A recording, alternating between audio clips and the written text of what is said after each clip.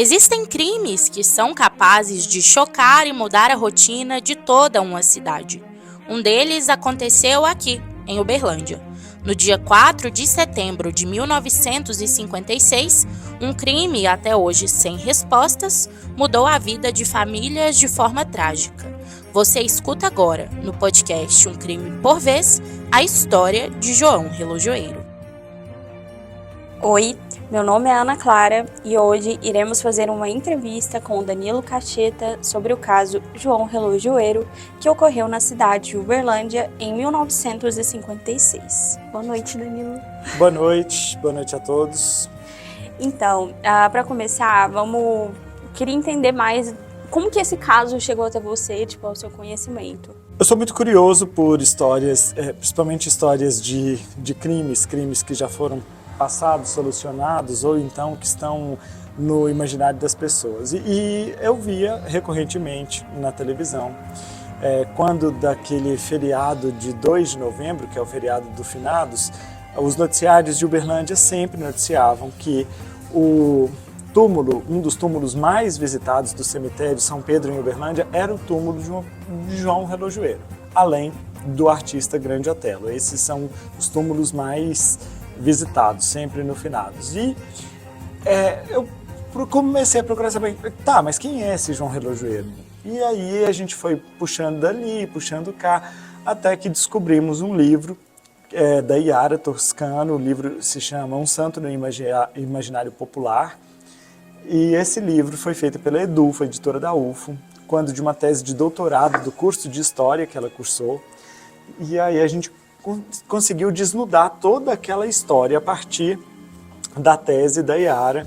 Então a gente ficou impressionado com a qualidade da riqueza que existe da história, as peculiaridades, os detalhes mesmo. Então eu fiquei muito interessado comecei a ficar interessado a partir de fato disso.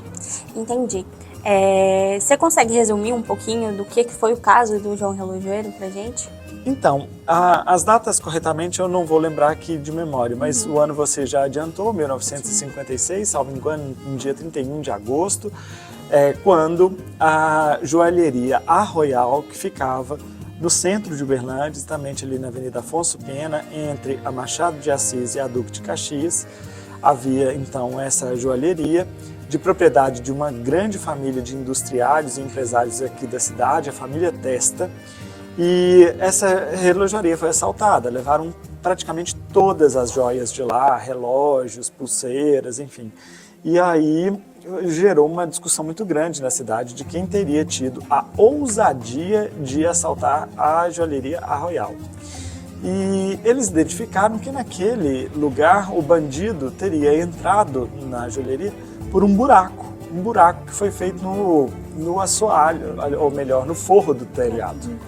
E aí ele entrou por esse buraco, ou teria entrado por esse buraco, e levou todas as joias.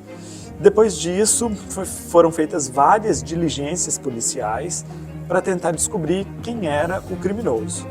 E chegaram então até João Relojoeiro, que era um relojoeiro, consertador de relógios. Ele tinha sua banquinha no mercado municipal. Mas era um homem boêmio, que tinha um filho, estava recentemente casado, tinha um filho de 1 ano de idade e vivia pelos bares da cidade, os restaurantes. Ele gostava muito de tocar um violão, então ele tocava violão, saía cantando, bebendo. Falavam que o João Relojoeiro então tinha levado todas as joias. A família contou com a ajuda da polícia à época, mas a família esteve presente em todas as diligências policiais que foram feitas, ajudando a polícia, levando a polícia, inclusive usando os automóveis da própria família para poder conduzir a polícia nas diligências policiais. E até que conseguiram prender João Relojoeiro por uma vez, depois ele saiu da cadeia, foi preso uma segunda vez, e sob muita tortura para confessar que ele tinha sido responsável pelo sumiço das joias, ele acabou morrendo na fazenda Água Limpa depois de uma série de torturas assim escabrosas que foram cometidas contra ele. Quando eu fiz a pesquisa, sobre o caso, até mesmo para postar na página, eu também encontrei uma informação que eu não sei se é verídica, mas nessas pesquisas eu encontrei a informação que parece que ele batia na esposa, ela sofria, né, casos de violência doméstica. Assim, obviamente não justifica, né, toda a tortura que ele sofreu, mas ninguém na época falava sobre isso, né? Tipo, não, ou não? Era o seguinte, Dona Maria Augusta, eu cheguei a conversar com ela, eu a entrevistei quando eu estava fazendo a reportagem e tudo mais. A Dona Maria Augusta me contou que não tinha um relacionamento, ela não, de fato, não contou, não relatou situações de violência doméstica, mas ela disse que não tinha um relacionamento agradável. Inclusive, na noite da prisão, eles estavam separados. Eles viviam muito separados, assim, ele ficava um tempo fora de casa e tudo mais. Mas, pelo que eu tinha entendido à época, hoje ela já é falecida, era por causa desse comportamento boêmio dele, que ele ficava pelos bares. Ele bebia muito, né? Bebia muito e tal. Mas eu não tenho notícia. Esse relacionamento conturbado para uma cidade de 1956, a gente está falando de uma Uberlândia de 54 mil habitantes, né? E era, de fato, uma situação diferente do comportamento do restante da sociedade. Então, boemia, comportamento de noite e tudo mais, isso tudo contribuiu para que colocassem a culpa no João Luiz Fagundes, o João Relojoeiro. Como, assim, eu não sei se você teve acesso a essa informação, né, se o pessoal que você entrevistou te passou alguma coisa assim, mas como que foi, tipo, a reação popular, né, naquela época que aconteceu, que todo o crime foi noticiado, assim?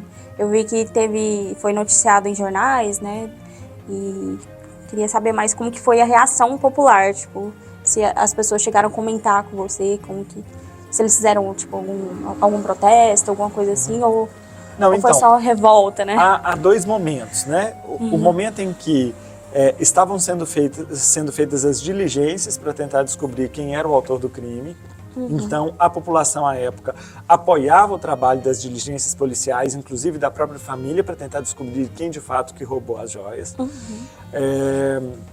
E depois, o momento em que ele é preso, torturado e se descobre todas as torturas.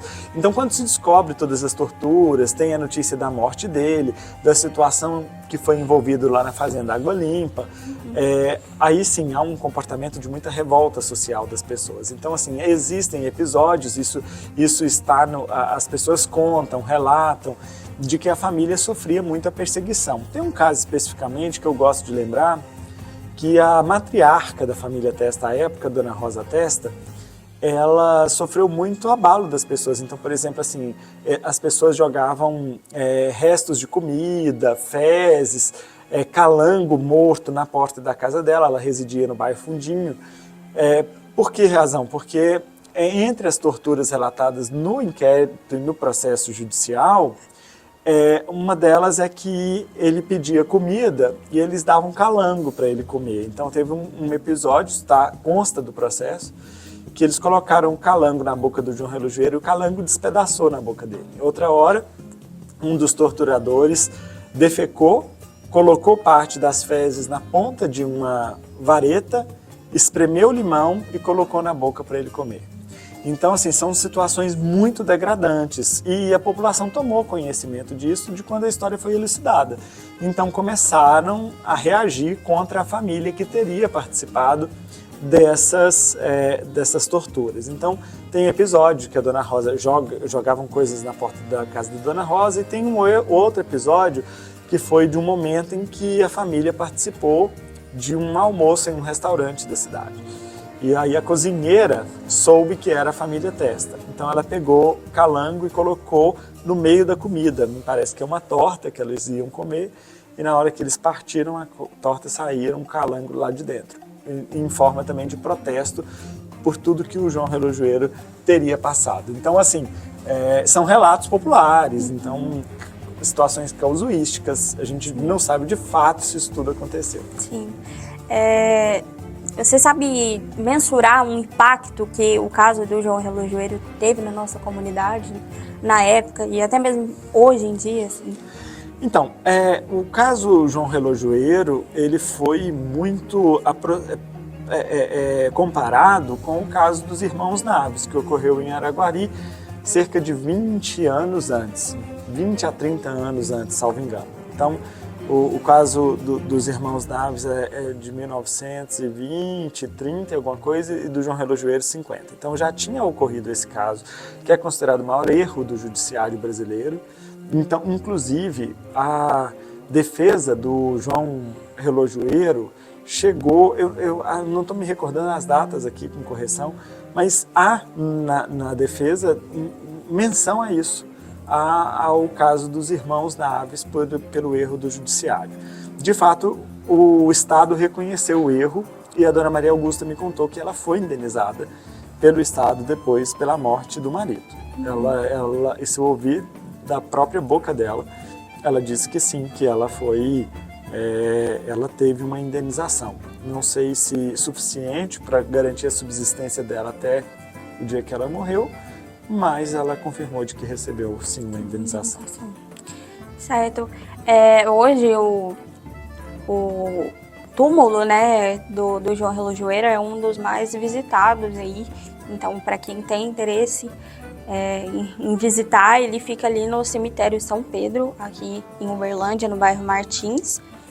E é isso, Danilo. Muito obrigada pela participação, pelo seu tempo cedido. Muito obrigado. Eu gosto muito de falar desse caso. Foi um caso que marcou muito a minha carreira profissional por duas razões. Primeiro, eu fiz uma série de reportagens para o extinto 190 Paranaíba, que era um programa de televisão que tinha na TV Paranaíba, afiliada à Record.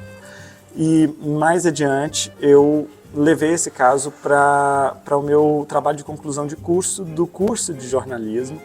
Então, assim, foi um momento em que a gente entrou muito no detalhe, buscou provas, documentos.